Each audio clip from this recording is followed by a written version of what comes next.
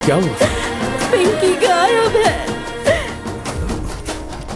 आपने तो कहा कि वो स्कूल की पिकनिक पे गई हाँ है। कहा था मैंने, लेकिन निकलने से पहले ही उसकी स्कूल टीचर का रास्ते में एक्सीडेंट हो गया। स्कूल से कॉल आया था, उन्होंने कहा कि सारे पेरेंट्स अपने बच्चों को ले जा चुके हैं और कहा कि पिंकी अपने अंकल के साथ चली गई। फिर अंकल को कॉल कीजिए ना। सिंगापुर में हमारे कोई रिश्तेदार नहीं है, पिंकी का कोई अंकल नहीं है। आप रोइए मत, शांत रहिए। देखिए संभालिए अपने आप को, सब ठीक हो जाएगा, मिल जाएगी वो मिल जाएगी। आपकी एंगेजमेंट हो गई क्या? आपके कारण हमें पनिशमेंट मिल गई, हमारी पिकनिक कैंसिल हो गई। पिंकी कहाँ हो तुम? क्यों, आपको नहीं पता? आपके दोस्त मुझे यहाँ लाए हैं, बात करेंगे? पिस्ता फ्लेवर तुम्हें बहुत पसंद है ना? बात कीजिए। कांग्रेचुलेशन शिवा, सुना है तुम्हारी सगाई हो रही है। एक छोटा सा चैलेंज जीतने के लिए इतनी बड़ी रिस्क ले ली तुमने। वैसे भी मुझे क्या करना है, वो तुम्हारा पर्सनल मैटर है। तुमने सारे लोगों को वहां इकट्ठा तो कर लिया, लेकिन इस छोटी सी बच्ची को भूल गए। बाहर झांक कर देखो।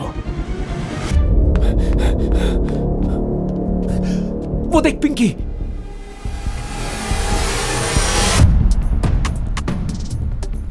अब जरा ऊपर की तरफ। अगले 30 सेकंड्स में जब सुई छह पर टच करेगी तो 4 टन का बोझ सीधे नीचे आएगा। सिर्फ पिंकी ही नहीं, 5 मीटर के दायरे में जो भी जिंदा इंसान होगा वो बच नहीं पाएगा। शिवा, क्रेन हिल रही है। हादसा बहुत दर्दनाक होगा ना? मैंने तुमसे पहले ही कहा था कि ये बचपन का खेल नहीं है। गुड बाय शिवा, तुम हार गए, मैं जीत गया। कुछ कर, क्रेन हिल रही है। मुझसे 100 कदम आगे हो तो इतनी कच्ची चाल कैसे चल गए? कुछ 230 करीबी लोग हैं मेरे, जानता था तुम उनमें से किसी एक को आराम से पकड़ लोगे, इसीलिए तुम्हारे किसी करीबी को मैंने पकड़ा है। मेरे ना कोई आगे ना पीछे, कोई रोने वाला नहीं है। No emotions. ये झूठ दुनिया को बताना राजीव। जब फ्लाइट से आए तो अलग अलग टिकट्स खरीदे, अलग अलग सीट्स पर बैठे, होटल में मिले तो ऐसे दिखाया जैसे कोइंसिडेंस था। तुम उसे पूरी दुनिया से छुपा कर रखना चाहते हो ना, पर ऐसा हुआ नहीं। वाओ। ओह हाय। अनीशा राजीव तुम्हारी पत्नी है, उसके पेट में जो बच्चा है वो भी तुम्हारा है। अगर उन दोनों जिंदा देखना है तो पिंकी को खरोच भी नहीं आनी चाहिए।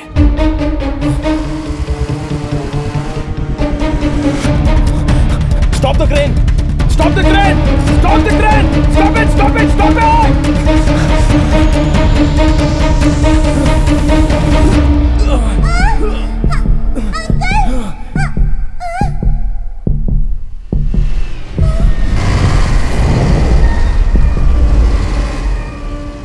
क्या है राजीव, तुमने तो कहा था नो इमोशंस, लेकिन अनीशा का नाम सुनते इतने इमोशनल हो गए। तुम बकवास कर रहे हो, तुम्हें कुछ नहीं पता है। अनीशा कहाँ है? तुम्हें लगा मेरे करीबी लोगों को मारने का चैलेंज दोगे और मैं सिर्फ दुकान में बैठकर सामान पैक करूंगा?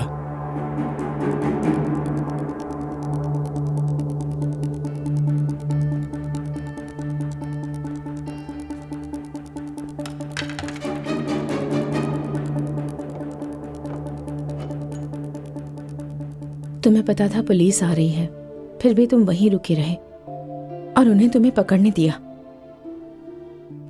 तुम्हें पता है कि मैं ये सब तुम्हारे लिए कर रहा हूं, तुम्हारी सेफ्टी के लिए।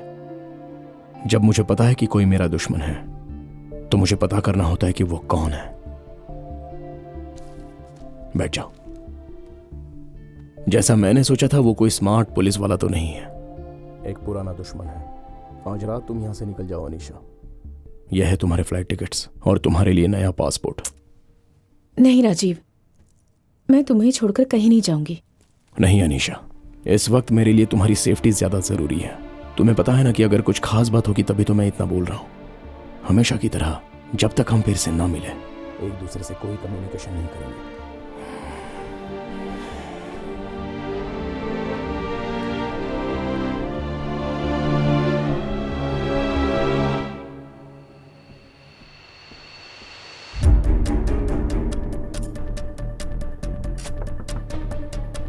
कौन है? Complementary chocolates ma'am.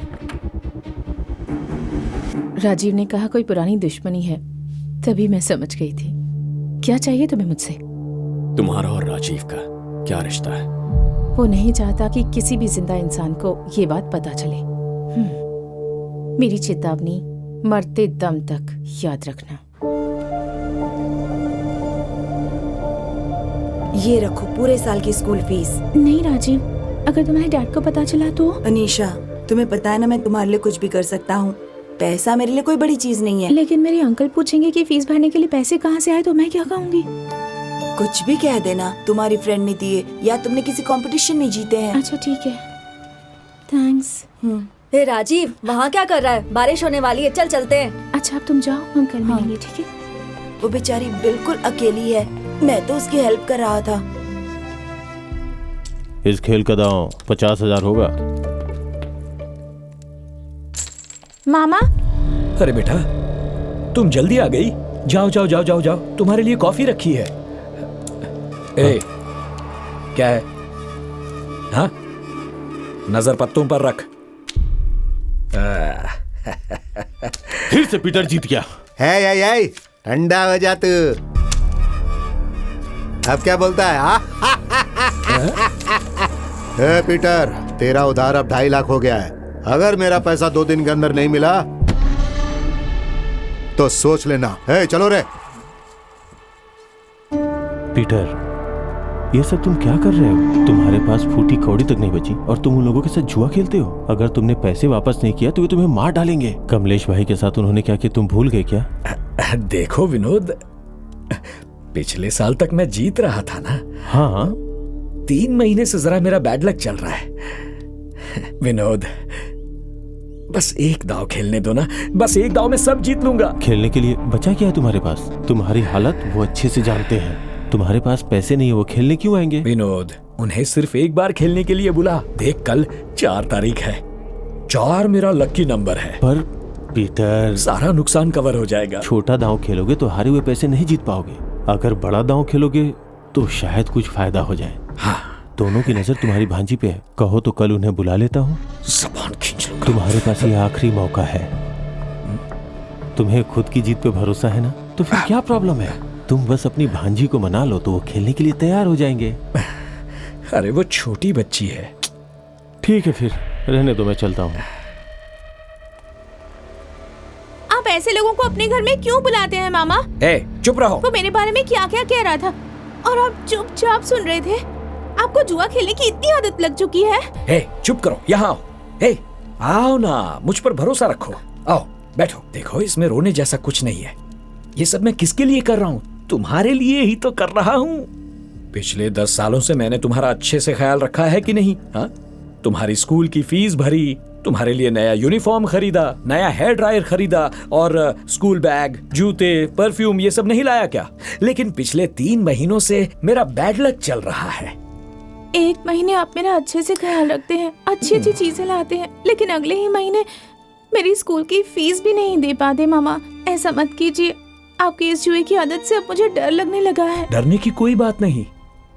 तुम तो अब लोगों की तरह बोलने लगी हो। ये सिर्फ एक खेल है। It's mathematics. जिसे मैथमेटिक्स समझ में आता है वही जीतता है, और जिसे मैथमेटिक्स समझ में नहीं आता वो लोग इसे जुआ कहते हैं। देखो ना, अभी अभी हमने जो गेम खेला था ना अभी यहाँ पर, इसमें अगर ये वाला पत्ता नहीं निकलता तो पता है क्या होता है? सारा पैसा मैं जीत जाता, फिर तुम्हें राजकुमारी की तरह रखता। हाँ, पर कल मैं ही जीतूंगा कल। हाँ, देख लेना। अब तो वो लोग घर पर ही जुआ खेलने लग गए। तुम अपनी क्लास में जाओ, ये मुझ पर छोड़ दो। मुझे घर जाने से बहुत डर लगता है राजीव। मत रो अनीशा। देखिए ना मामा, मैंने सारा घर साफ करके रख। क्या हुआ मामा?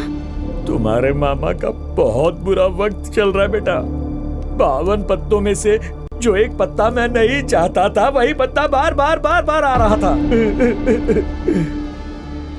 बस एक बार अपने मामा की जान बचा लो बेटा। पीटर, क्या कर रहे हो तुम? इतना इमोशनल क्यों हो रहे हो? ये कोई छोटी बच्ची है क्या? हाँ, जाओ यहाँ से, जाओ। मुझे माफ कर दे। दरवाजा बंद कर दे। घबराओ नहीं अनीशा। अरे कुछ नहीं होगा। प्लीज दूर हटिए मुझसे। देख तो कौन है? छोड़ दो मुझे। कौन है तू? अनीशा है क्या? मैं उसे ले जाने आया हूँ। क्या कहा? ले जाने आया है? तू कौन होता है? अरे शांत हो जाओ। प्लीज मुझे हाथ हट जाओ। ए, कौन है तू? हाथ लगा उसे। क्या बोला? हाथ लगा के दिखा, छू कर दिखा।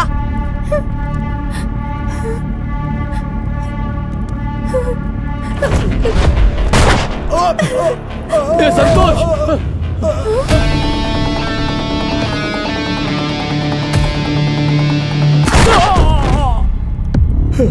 मैं इसे पैसे देकर तुम्हें यहाँ से ले जाने के लिए आया था, लेकिन तुम्हारे अंकल ने सारी हदें पार। क्या कर रहा है? बताओ निशा, मार डालू क्या इसे? मैंने तुम्हारे लिए क्या कुछ नहीं किया। जरा सोच के देख। ए लड़के, मार डालू इसे।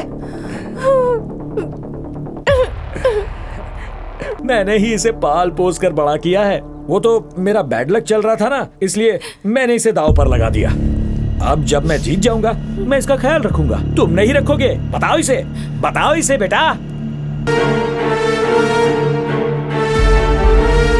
बेटा, नहीं ऐसा मत करना। देखो। इसके बाद हम मुंबई आ गए, वहाँ से कोलकाता और फिर दुबई। हमने बहुत सारा पैसा कमाया। तुमने न्यूज में उन चोरियों और मर्डर्स के बारे में सुना भी होगा। उनमें से काफी मर्डर्स में हमारा ही हाथ था, लेकिन कुछ समय बाद हमने ये सब कुछ बंद कर दिया और एक नई जिंदगी की शुरुआत की। क्या कर रहे हो? Stop it. बैठो। हमें एक बड़ा असाइनमेंट मिला है, बहुत बड़ा असाइनमेंट। अनीशा, इसके बारे में हम बात कर चुके हैं।